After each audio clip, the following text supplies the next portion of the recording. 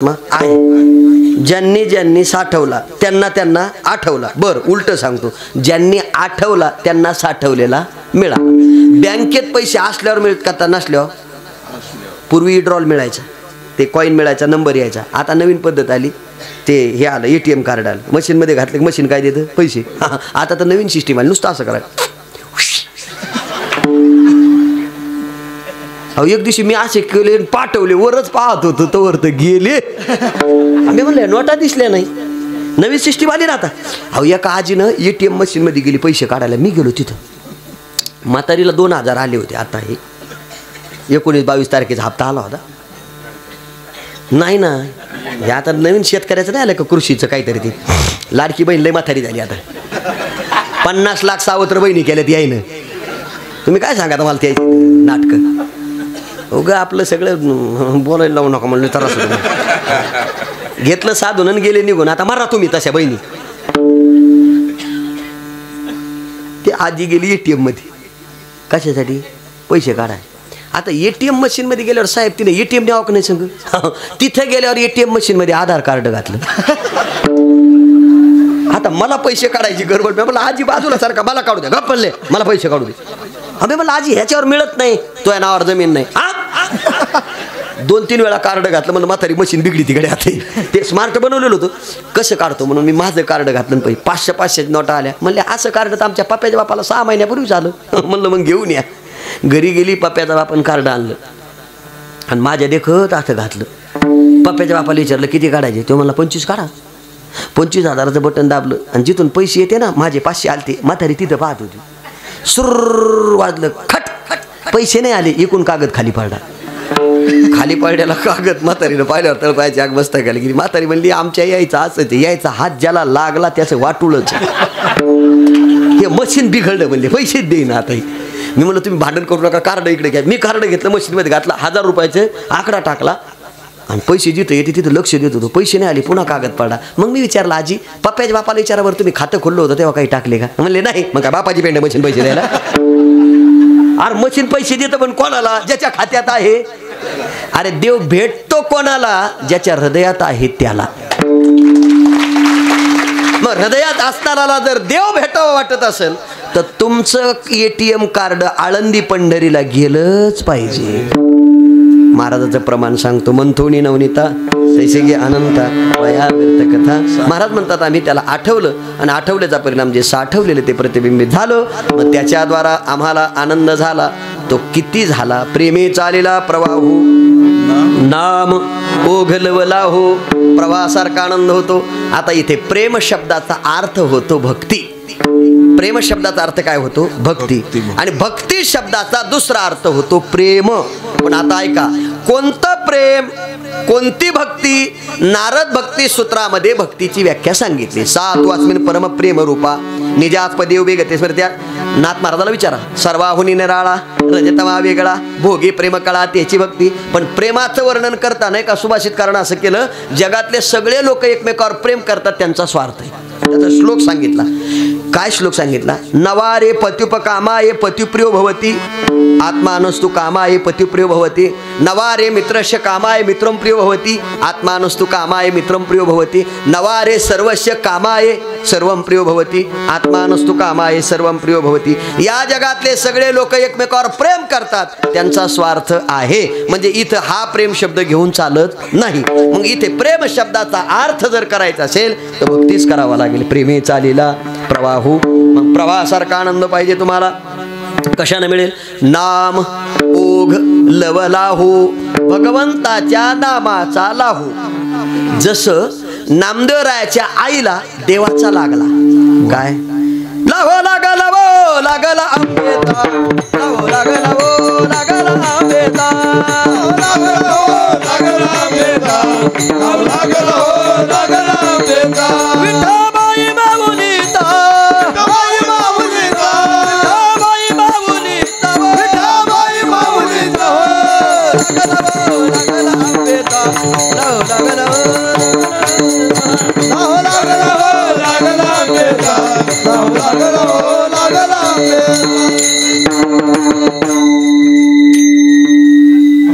तसं काय नाही. शिवरात्रीचा सप्ताह आहे. नवरात्रातला नाही, नाही एखाद्या अंबाबाईच्या मनात येत असते बरोबर. तसं काय आपल्या कीर्तनात येत नाही कोणाच्या. लाहो लागला आंबेचा विठाबाई माऊलीचा, नामदोऱ्याच्या आईला देवाचा लाहो लागला. लाहो लागणं म्हणजे काय हो? देवाचं चिंतन कसं करायचं म्हटले. तुम्ही म्हणाल तसं, पण कसं? अखंड खंडेना जीवन राम कृष्ण नारायण. अखंड जर राम आणि कृष्ण याचं चिंतन केलं, पुन्हा प्रश्न आहे रामाचं की कृष्णाचं? रामही तोच आहे आणि कृष्ण आहे. शंकराचे भक्त आडवं भस्म लावचे आहे का नाही? मलाही लावलं आता आल्या इथं काकाने. आणि विष्णूचे उभे. पण मी असं म्हणतोय आडवं लावलं काय आणि उभं लावलं काय? कुठं लावलंय ते? कपाळाला ना, असं अंगाला तर नाही चोळलं. मग भांडणं करता कशासाठी तुम्ही? हा, भेद काशी नाड आणि एका वेलांटीची आड. अरे फक्त बद रामही तोच आहे आणि कृष्णही. जाऊ द्या, त्याच्यात वाद घालू नका. पंढरपुरात कोण आहे? पांडुरंग. कुठून आला? औषध. सरळ गणित आहे. पंढरीचा जो निळा, लावण्याचा पुतळा, विठू देखिएला डोळा, बाई येवो पण तो कुठून?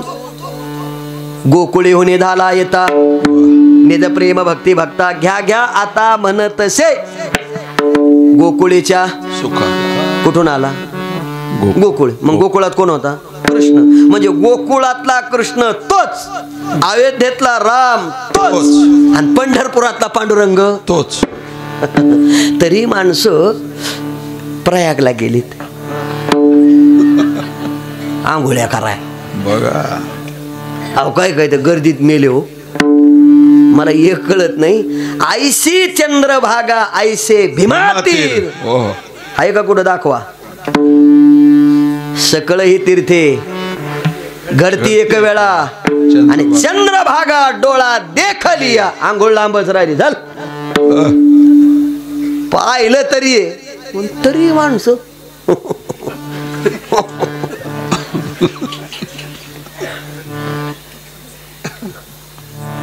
काय कमी येत? आपलं असंच आहे महाराज. आपलं पोरग हुशार आहे पण आपल्याला दुसऱ्याच्या काडीला किक मारायची सवय लागलेली आहे. जाहिरात केली की माणसं बोंबलले. एका महाराजांनी लिहिलं होतं नारळ घ्या पोरं होतात, नारळ घ्या पोरं. सगळे माणसंच नारळ घ्यायला. महाराजालाच पोरग झालं नाही. बावळ्याची भरती. माझं गैर नाही, नारळानं मुलं होतात मी पण मान्य करतो. पण कोणाला होतात ते नीट ऐका. ज्याला बायको आहे त्याला नारळ द्या. कोणाला कसे वाटीचा बावल्याने. मी बी गेलो त्या महाराजाकडं. मला विचारलं काय पाहिजे? म्हणलं पोरग. म्हणले बस खाली. खाली बसलो आणि एक पोतं सोडलं. मला वाटलं त्यातूनच बाहेर काढित का काय करून. अरे काय तुम्ही घेऊन बसला इथं? एवढं सगळं डोळ्यानं दिसतंय ना. मला सांगा इथे आल्यावर या महादेवाचं हे रूप पाहिल्यावर अहो डोळ्यात बसणार आहो. डोळ्यात सोडा, असं हातात जरी बसवायचं ठरलं तरी हातात बसत नाही. एवढं स्वयंभू स्थान असून दुसरीकडे जायची गरज काय आपल्याला? एवढं सगळं आहे ना इथं. मग महादेवातला देव परमात्मा साक्षी रूपानं जर असेल, फक्त त्याचं चिंतन करा. मग ते शंकर म्हणा, महादेव म्हणा, विठोबा म्हणा, राम म्हणा, कृष्ण, गोविंद, काही बी म्हणा, पण म्हणा रामकृष्ण नामी हे दोन्ही साजिरे हृदय मंदिरे स्मराकारे. अरे रामही तोच आहे, कृष्णही तोच आहे, पण चिंतन अखंड करा. अखंड खंडेना जीवन राम कृष्ण नारायण असं चिंतन केलं. काय झालं? थडी आहे क्या परत तुका म्हणे समतेर.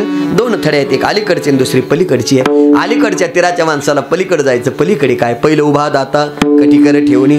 दृष्टी चरण ज्याचे सम आहे आणि सम हे विशेषण ज्याच्या बाबतीत लागू आहे तोच भक्ताला समान आनंद देऊ शकतो. एकदा त्याचं भजन करा. विठोबार कुमार जय जय विठोबार कुमार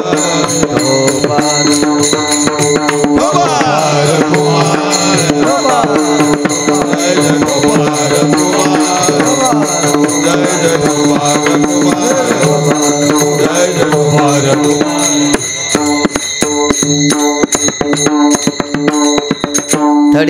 वाक्य परत्र तुका म्हणे समतीर. 2 थड्या अलीकडची आणि दुसरी पलीकडची. फक्त एवढंच उत्तर देतो. अलीकडच्या तीराच्या माणसाला पलीकड जायचंय, मग अलीकड तो नाही का? जो पलीकड आनंद देणार आहे तो अलीकड नाही का? अलीकड आहे ना, मग कोणा करताय? ज्यांची चित्तवृत्ती स्थिर झाली, ज्यांची चित्तवृत्ती स्थिर होत नाही, त्यांनी अलीकड रामकृष्ण याचं चिंतन करा. तुम्हाला चित्तवृत्ती स्थिर झाल्यावर पलीकड जाता येईल. आणि ज्यांची चित्तवृत्ती अलीकड स्थिर आहे, त्यांनी फक्त अखंड राम आणि कृष्ण म्हणा. जिथं पाहिजे तिथं तुम्हाला आनंदच आहे. ज्ञानेश्वर माऊली ज्ञानराज माऊली तुकाराम ज्ञानेश्वर माऊली ज्ञानराज माऊली. जय ज्ञानेश्वर माऊली ज्ञानराज माऊली. माऊली ज्ञानेश्वर ज्ञानराज माऊली. ज्ञानेश्वर माऊली माऊली ज्ञानेश्वर माऊली. तुकाराम तुकाराम तुकाराम तुकाराम तुकाराम तुकाराम तुकाराम तुकाराम तुकाराम तुकाराम तुकाराम तुकाराम तुकाराम तुकाराम तुकाराम